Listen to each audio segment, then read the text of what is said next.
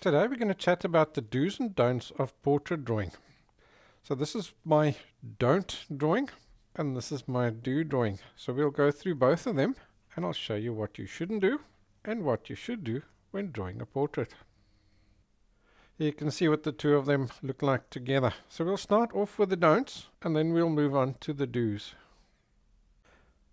Right out of the starting gate, people start by making the mistake of just sketching in the outlines of the main features in the places where they assume they are.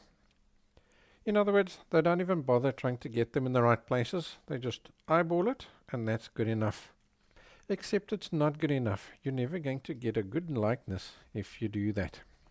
Then these outlines are drawn in way too dark by pressing way too hard on the pencil.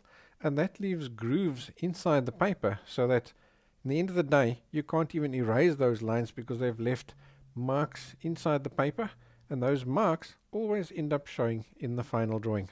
The nostril wings are sketched in with both sides equally far away from the center line of the nose, not even taking into account that the model is looking to the side, flattening out the entire perspective on the nose. The shape of the eyes are drawn in a surfboard shape, and they're not. They're more of an almond shape, leaving place for the tear duct as well. The iris is drawn in between the two eyelids. This is completely wrong. The only time that will happen is if the person is getting a fright, then their eyes widen like that. The lips are drawn in like the arches of McDonald's, and this is usually incorrect. This model, her lips are quite pronounced at the top, but most of the time that's quite subtle, that little arch over there.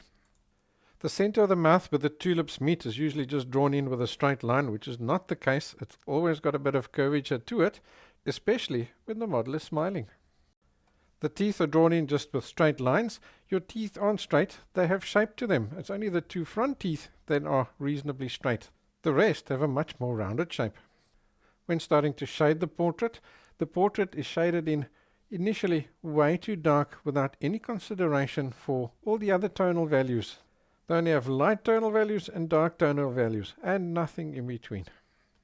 And when shading, there's no consideration for the directions that you need to shade in. Your face has a shape, so you need to shade along that shape. The outside of the iris is usually drawn in way too dark and way too hard. It all depends. Each model has a different outline around their eyes. Some of them are more prominent than others, so you need to look carefully for that outline. The pupil is then not drawn in the center of the iris, which makes the model look squint. The iris is also a perfect circle, so you can't draw it as an oval or any other odd shape. The pupil is also a perfect circle, and it's exactly in the middle of the iris, and you have to have it perfectly black. Here you can see how shading has been put in indiscriminately without any consideration for its tonal value, or how it blends from the one tonal value into the other. Items are being outlined in horrible hard edges. There are very few found lines on the face, so you can't have hard edges where there are no found lines. If you do add hard lines like that, you add a comic type effect to the portrait, losing the realism in the process.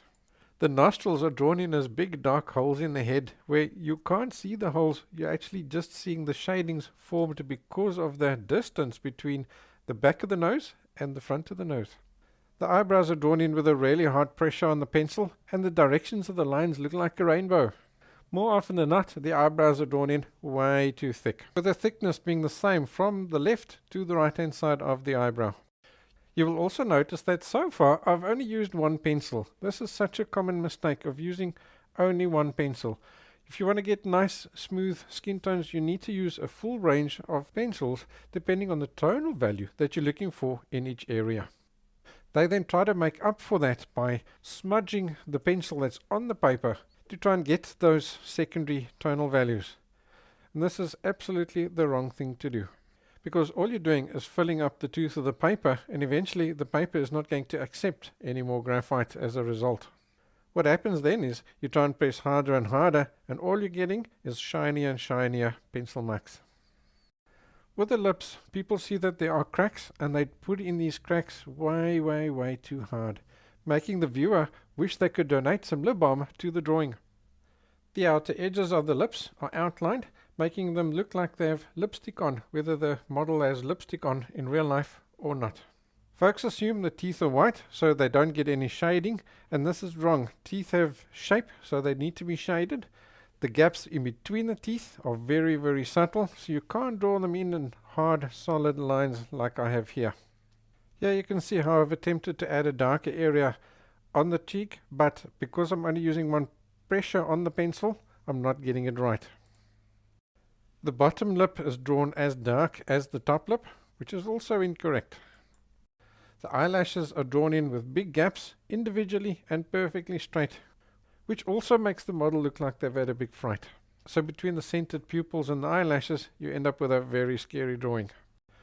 Notice how uneven the skin tone is, despite me having reworked this area several times. With the hair, don't try and draw every single hair. Notice how unnatural it looks. It's going to take you forever to try and draw every single hair. It's just not possible. Don't try and make the hair all one color as well. Hair is catching the light, so they're going to get different tonal values. You also can't shade a dark area in the hair just using any old directions. You have to stick to the direction of the hair. So you'll notice that because I'm having to press really hard over here, sometimes I'm actually hooking the paper and it's crumpling it. So in the end of the day, I'm ending up with a crumpled, ugly drawing. Nothing about a portrait is heavy-handed. Everything is nice, smooth and controlled. Here I'm also making another classic mistake, and that is outlining the eyes. Unless the model has mascara on, you wouldn't outline the eyes like that. You'll also notice that I'm indiscriminately erasing areas. This is just leaving even more harsh lines and edges to the drawing, making it look even more unnatural. And then finally, here you can see I'm trying to erase highlights out of the hair, which is impossible. The colors below it are just way too dark. You can't lift out the dark tonal values like that anymore. So there you go. Now you can see what my don't portrait drawing looks like. So before we move on to the do's, I just want to tell you that this drawing that I'm going to draw now is available on my website as a real-time draw-along version. So if you'd like to draw this portrait, then head over to my website and you can follow this and hundreds more painting and drawing tutorials for a very small monthly fee. Alright, let's move on to the do's. Now let's chat about the do's of drawing a portrait correctly. So the first thing is your positions of the individual items on a portrait are critical. If you don't get them right, if you don't have them in the right position, you're never going to get a good likeness. So you'll see I've shown you here how I've used the printout and I've created like outlines from it just so that you can see what they look like. And then I will transfer them directly to the canvas using a piece of paper which I've rubbed over with some graphite to form like a carbon paper, and then I'm transferring exactly those lines to my sketch paper, and that way I don't have any ugly marks or construction lines on the final drawing paper, and that keeps it nice and clean. Then I also use a transparency, so I'll transfer those same lines onto a transparency as well, and that way I'm getting a transparency which I can use to check my lines and make sure that none of these little features have drifted off to the left or to the right or to the top or to the bottom as I've gone along, which you'll be surprised that it happens incredibly easy. Then I'll use that same graphite paper which I've scratched the graphite onto and a cloth, and I'll pick up some of the graphite from the paper and then I'll use that to sketch out just an idea of the basic shadings of the portrait very quickly. So once I've got just a few little tonal values down, I don't want them dark, I want them really light. It's just to give me a feel for the shapes or the contours of the face. Remember, when you first start drawing, you've got a blank piece of paper with absolutely no contrasts or tonal values down there. So your eye has nothing to go from. So by adding just a few little tonal values down, there. That allows me to get a feel for the shape of the face and where the highlights, shadows and darks are. Plus, it also gives me some tonal value down on the paper, which my eye can use to reference other tonal values that I draw. So when I draw, I usually start with the eye. The eyes are the windows to the soul. They're the most important thing when you chat to somebody. You look in their eyes. So I start with the eyes, and I'll take as much time as I need to get them as perfect as I can. See, there you can see how I'm using the transfer paper to check, and I'll do that several times throughout the drawing. So when I'm doing the eyes, there's a few things that I'm looking out for. The first thing is I'm making sure before I even start shading that the irises are looking in the same direction and that the person is not looking squint. You'll be surprised that sometimes it's just a little nudge to the left and a nudge to the right is the difference between somebody that does look squint and that doesn't look squint. Then the pupils need to be exactly in the center of the iris. If the pupil isn't in the center of the iris, it's going to look really wrong. So concentrate a lot on that. Then I'd start shading the actual iris itself. So usually, unless it's a very, very big portrait, I'm not going to draw in all those little lines. Because for a start, those lines aren't as stripy as you think they are. They're actually just little shadings. I want you to go and find a photo, let's say for example on Pixabay, just of an iris that is fully zoomed in, and you'll see it's not individual lines like your wheels of a wagon. It's not like that. It's sort of all sorts of textures. So I in a small drawing like this one, I'm not even going to attempt to do that. I'm going to stand back and I'm going to look at the basic shading. You've got, it's darker on the outside and then it goes lighter towards the inside. So I'm going to get those in. The pupil itself has to be pitch black. Dark, dark, dark, dark, dark. There's no color in your pupil whatsoever. Then the white of the eye. The white of the eye is not white. Because your eyeball is round, you get a shading from left to the right. For example, in this drawing, the light is from the right to the left. So the right-hand white of the eye is going to be lighter than the left-hand side of the eye. Plus, you've got the eyelids that cast a shadow onto the eye white of the eye, or actually the whole eyeball. Then you have the upper eyelid, which casts a shadow on the eyeball itself. So there's a shading there that you need to take care of. And then plus, they shade, the white shades darker to the left and to the right as it goes into those corners. Then people also often forget to draw in the tear duct. You mustn't forget about the tear duct. It's really important. It's part of the eye and it contributes to the shape of the eye as well. So if you get that wrong, then your eye shape won't be right. Alright, moving on to the nose. The nose is one continuous shading. People often try and add too many found lines by outlining the nose, and that's really wrong. It's just one continuous shading. So what you usually want to do is I start with the nostrils. The nostrils, you want to get a bit of a looking in effect to them. So where the nose ends and the nostril starts, that little piece there's a found line, and that's probably one of the only places that you're going to have a found line on your whole portrait. So you'll start with your nostril dark over there and then fade it quickly lighter down towards the bottom, and that indicates that the light can't get into the nostril, so it's getting darker and darker in that area over there. Then the nose itself consists of essentially 3 balls. You've got the left and the right nostril wing and the tip of the nose. Each one of them forms a ball. But those 3 balls merge into each other. So you want to draw the roundness of all 3 of those balls, plus you want to draw the area where those merge into each other. And if you can get that right, you're going to get a good look on the nose.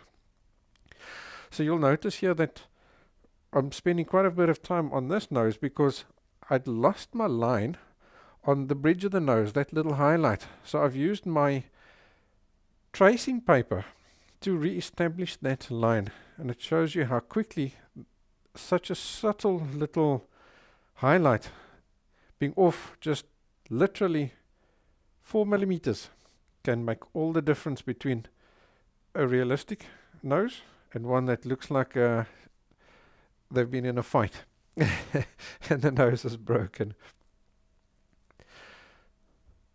Right, so from there I am now moving to the left hand eye.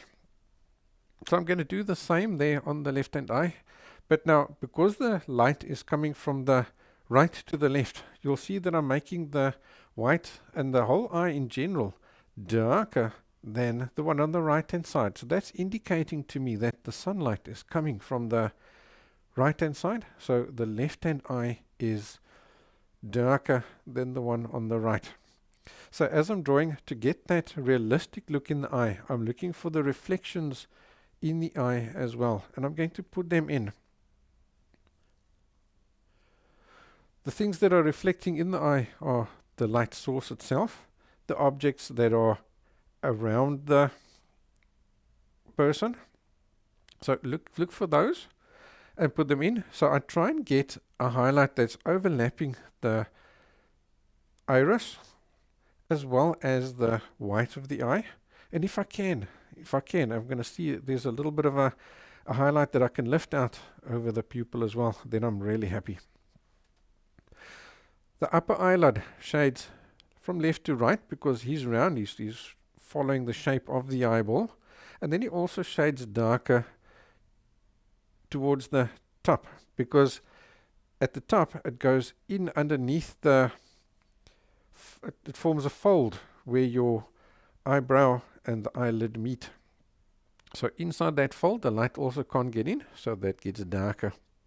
On the lower eyelid I do a lot more subtle shadings. It doesn't usually have that strong crease, especially like in this. I'm busy with a young model, so there aren't too many wrinkles and things yet.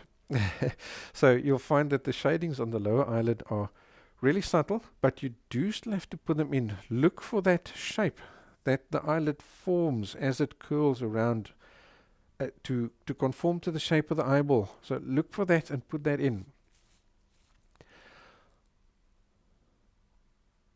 The area above the top eyelids is dark because that area is sort of pointing down. If you feel by your eyebrows, you'll feel that it's on a bone. And so just below that, that's that little piece that's pointing down. You need that dark, and that gives you that depth of the eyebrows coming forward and the eyeball is receding. Then with the eyebrows themselves, you'll see I first just put them in really light. The first thing I'm trying to do with that is establish the shape. If you don't get the shape of your eyebrows right, more often than not, you're going to make them too large. So by starting off really light, I'm establishing their shape and their size. I'm also looking for the directions of the hairs. The hairs can be some really weird angles. You'll be surprised. Look very carefully and you'll notice that they don't form like little rainbow shape like you would expect them to. Sometimes they actually point downwards and sideways and all sorts of funny angles. And it differs from person to person. So I'm working in those little angles and getting those angles correct to get that looking good. Before I continue. Alright, then you'll see I sometimes jump around a little bit. I'll work a little bit on the nose and then the eye and then back to the nose and then the eyebrows and so on. The reason I'm doing that is I'm getting myself the tonal values over the entire area of the face accurate in gradual steps. So that I don't sit with a really dark area of the eye and a really light nose and so on, because especially in the beginning, you'll find that because you've got the white of the paper, whatever color or tonal value you're putting down then appears darker than what it actually is. So that means you think you're dark enough, but maybe you're not. Or you think you're not light enough, so you go darker, and then you're too dark.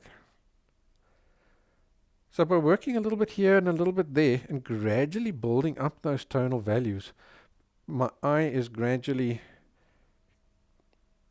seeing less and less of white of the paper and more of the actual tonal values that make up this portrait. So there's a really important little shading to get right, and that's the little area in between the two eyes on the left hand side in this portrait. Can you see the nose, the bridge of the nose, because it's got height? The left hand side is darker than the right hand side, and then you've got that little dent where the bridge of the nose sort of meets the eye and the eyebrow. You've got that little dark dent over there. I always look out for that dent because he also helps to sink in the eyes and lift up the nose. So don't forget that. When it comes to the upper lip and the cheek, what I'm looking for there is to get a nice smooth shading. You'll see there's no humps and bumps there generally, so I'm going to try and get it nice and smooth there. And the way I do that was with a technique called polishing. I will lay down a basic tonal value, but then that tonal value will always have a bit of inconsistency. So I'll come back in with a lighter pencil and I'll polish away those little areas that are too light. And then there'll be little areas that are too dark, and I'll come back in with my kneaded eraser and just gently tap those little dots, those little light spots. I'll tap them lighter. And the same will go for areas like the forehead as well. Nice, smooth shadings. If you do have little wrinkle or frown lines in the forehead, you can just lift them out with your kneaded eraser and then gently darken up the opposite side with a pencil to show that it goes darker and then lighter. Moving on to the mouth, you'll see again I've used my tracing paper because as you shade, the outside edges of the mouth is not solid. Unless the model is wearing lipstick, there's a subtle change between where the lips end and the upper and the lower lips start. So I've been very careful to get that shape correct. So now I know that the top lip is pointing downwards and the bottom lip is pointing upwards towards the light source. So I'm always looking out for the tonal value of the top lip because I know he needs to be darker than the bottom one. So I'm going to put that in. So generally I'd shade the lip, then I'd lift out those cracks using an eraser, and then I'll come back in with some graphite and put a layer of graphite over them, or I just rub over them with my finger or a tissue paper. That'll just soften that up. To shade the teeth, to make them look natural, you want your teeth to not be white. You think teeth are white, but they're not. So especially in a case like this, where the teeth are barely visible between the lips. So the lips are casting a shadow on the teeth. So you're going to add in those little shadings caused by the shadow being cast on them. Then you'll see each tooth is slightly rounded. It's not flat. So you need to add a little bit of shading to the left and to the right and to the bottom to give it that little bit of a rounding. Then once you've got that shape right, then you come back in with your eraser and just carefully lift out a little bit of a highlight on the tooth. If it's a full smile, then you'd make that highlight a bit brighter. The chin and the area around the mouth, the upper lip and the lower lip and the chin, what you're looking for there is how the light is affecting them. It's a very smooth area, but it's got now little dents, humps and bumps by the fulcrum and the little dimple in the chin. So those are going to give you subtle changes in tonal value. So there's no hard lines there, so you have to be really careful of that. It's continuous shading. So fade really softly and gently to get that continuous shading from the one tonal value through to the next. Then you'll also notice that all the way along the edge of the face on the right hand side and here by the chin, I make just that last little edge a little bit darker. That just shows you that the face rounds out and away from you, or rounds down and away from you. And that just helps to establish that roundness of the face. When it comes to the neck, I always make the neck darker than the chin. Even if I have to use my artist license, like in this case I had to use my artist license to make the neck darker. The reason for that is your chin would generally cast a shadow onto the neck. And it's that contrast between the dark of the neck and the light on the chin that makes the chin come forward, because a light object appears closer and a dark object appears further away. So that's why I give it that contrast. Alrighty, so when it comes to the hair, the first thing I need to tell you is you need to be patient. Hair does take a long time to draw. So the first thing you want to do is you're not going to draw every single hair. What you're going to do is you're going to look for clumps. Hair tends to clump together and form little areas of angles of hair. It's the only real way I can put it. It forms little angles and little strands. So you're going to look for those shapes, angles and clumps of hair, and you're going to draw them. So I'll start by adding usually the darkest tonal values down because they're easiest to draw. I don't need to try and get any details or nothing in them. Just the fact that I'm drawing the lines in the direction that the hairs are going is enough to give me a hair effect when it comes to the dark areas. With the light areas, I'm going to start a little bit too light, and then I'm going to basically shade in the whole area, but still following the correct directions, so that if there are any lines visible, they're in the correct direction. Then I'll come back in with my eraser and I'll start lifting out some of those highlights. Then I'll come back in again and darken areas in between those highlights, so that eventually you've got midtones, highlights and shadows in that clump of hair. Then you'll also see that as a clump of hair, especially in this area here where I'm drawing now, as it curls around, it gets less light and more light, depending on where that curl is in relation to the light source. If it's pointing towards the light, it's brighter. If it's pointing away from the light, it's darker. And in this case here as well, you've got the outside part of the curl is going to be catching more light, and as it goes inwards behind the ear, it's going to be able to catch less and less light because it's now being cast, a shadow is being cast on it by the face. So the outside bit of the curl is also lighter and the inside part is darker. So you can see how I'm gradually building it up with the different tonal values. Add some pencil down, lift out a few of the highlights, and as you do, I never press hard with my pen-shaped eraser. I press really light, and I keep it nice and sharp as well. Because as you're lifting out, it naturally lifts out areas that you've gone over with a pencil less. So they're going to automatically stay light. And then as you come back in with your pencil, you're now going to go over some areas more than others. So they'll naturally become darker.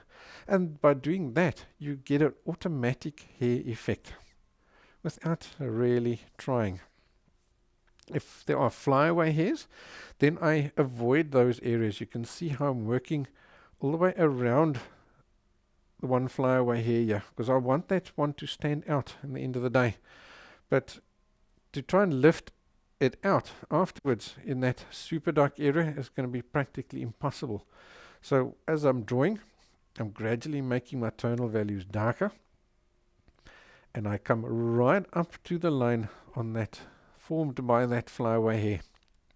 So sometimes you see I do go over it, and then I come back in with my eraser and I lift him back out again, so then that line goes broader. Then I come back in there carefully next to it and I push him thinner and thinner and thinner, so that in the end of the day, even though initially I end up with this thick flyaway hair. When I'm done, I can carefully come back in and I can make that flyaway hair as thin as I want to, as long as I've kept him open all the way along the process. Then I want you to also look out, because your head curls, your head is round, right? So you're going to have areas of hair that are lighter in general. Even the darkest area of those hairs are lighter in their darkest areas than other areas that are in shadow. Their lightest area will be darker than these bright areas darks. I know that sounds confusing, but think about it and you'll see what I mean. In other words, if you get those areas of hair that are lighter, which are pointing more towards the light, and your hair gradually is going darker as it curls around the face away from the light, that's also going to show you basically a shading. It's just a shading using strands or stripes. So you need to get that as well. So you can see I'm gradually building up my tonal values in the hair. It's a slow, gradual process. So once I've got a good effect, then I'm going to stand back and I'm going to look at the overall tonal value, and I'm going to just shade over the whole head of hair to get this rounding of the head correct. So that the hair pointing towards the light is in general lighter, and the hair pointing away from the light is in general darker. And that's why I can go over the whole head of hair with a single pencil doing some shadings.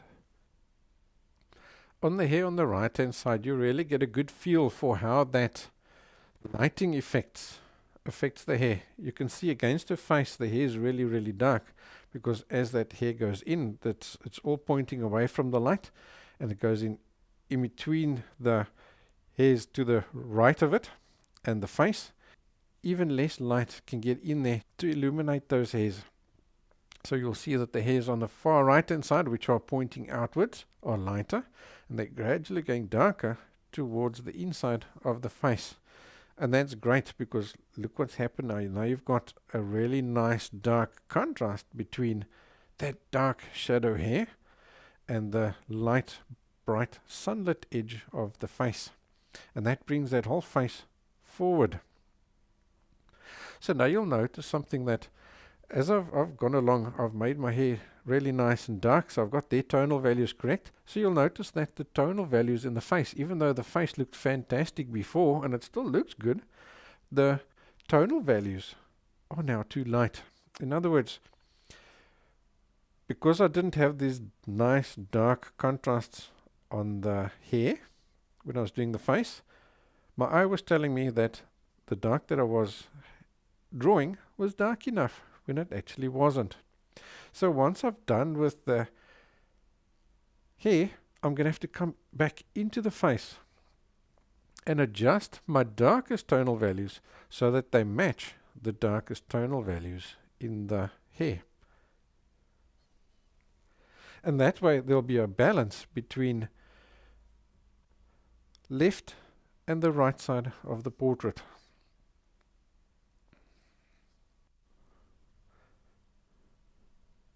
And as I do that, you can see this whole face just come alive and pop forward, because now you've got your full range of tonal values in the portrait, and suddenly she looks alive. Right, so the last thing I do before I sign off on a portrait is I'm going to put in the eyelashes, I'm going to put in the eyebrows. So the eyelashes, what you need to look out for there is your eyelashes clump together. So you don't put in individual eyelashes, you draw clumps of eyelashes. So they'll start as a broad clump here by the eyelid, and then they'll clump together to form a point on the outside. So look for those directions and those clumps and put them in. So you'll see that the top eyelashes are longer than the bottom ones. The bottom ones are a lot more sort of, they come towards you, where the top eyelashes go out towards the sides. So your bottom one's going to be a lot less prominent. Unless, of course, the model's wearing mascara. Then they could balance each other out.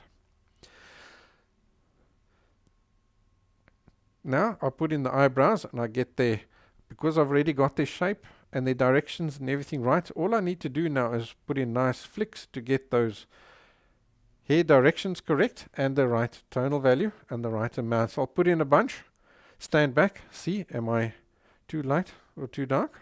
And if I'm not, then I'll add some more. If I am, I'll stop.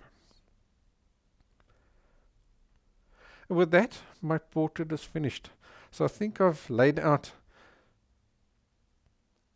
as many of the do's that you do need to do when drawing a portrait. So look out for those things. They're really important, and they do make a big difference between getting a good realistic likeness and just an average drawing. So I hope you enjoyed this tutorial. If you did, please don't forget to give me a like, and if you haven't subscribed yet, please subscribe and hit the bell button so that I can notify you when I release new pencil drawing lessons like this one. Thank you for watching. I'll see you next time.